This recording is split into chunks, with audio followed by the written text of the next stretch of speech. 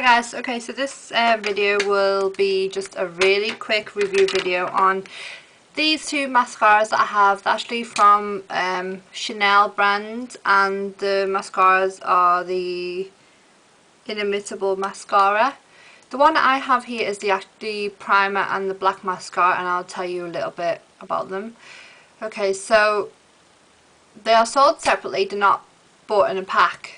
They are about £24.50 each. They are quite expensive, but I thought I'd give it a try just because it's like a designer brand, and I thought that with it being a designer brand it could actually work a lot better than some of the drugstore ones I've actually bought in the past.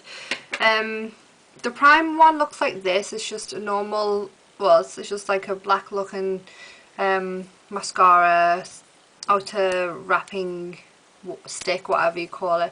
You actually twist it off to whiten the brush is black. The liquid itself is white. The brush looks like this. What I don't like about this brush is the fact that it's quite harsh. It does actually feel like it makes my waterline quite itchy, and I feel like the consistency of this primer isn't very good.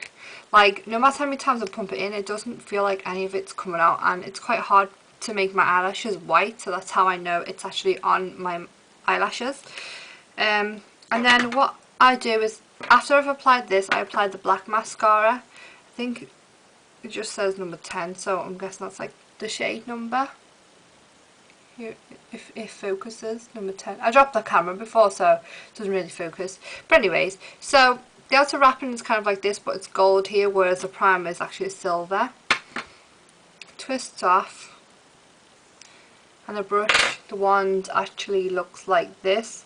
And the good thing about this is it actually gets to each and every individual lash, even the smaller ones. So it's really good for the bottom lashes. And also, the consistency of this mascara is more or less the same as the primer. It's not very like liquidy. To me it feels like it's really hard for me to see how much it does actually like go on my eyelash. This brush is really similar to the ones like the Maybelline Pulse Perfection.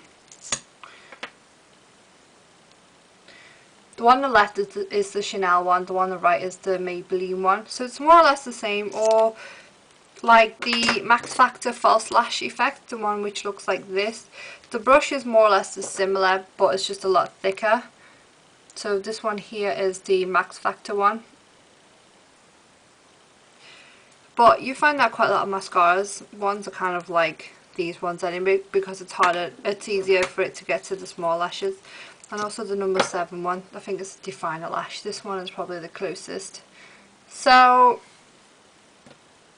yeah, it doesn't actually make my eyelashes look thicker or longer. It probably just, I think it's good for like if I have really clumpy eyelashes, I could use the wand as like a little brush, because it doesn't really do much for me. I mean, my eyelashes are like long and they're kind of thick and stubborn, so it doesn't really do much for me. But I think this would be really good for people who have really long, thin eyelashes, because I think it would really make it curl and it would make it look a lot longer and more defined as well.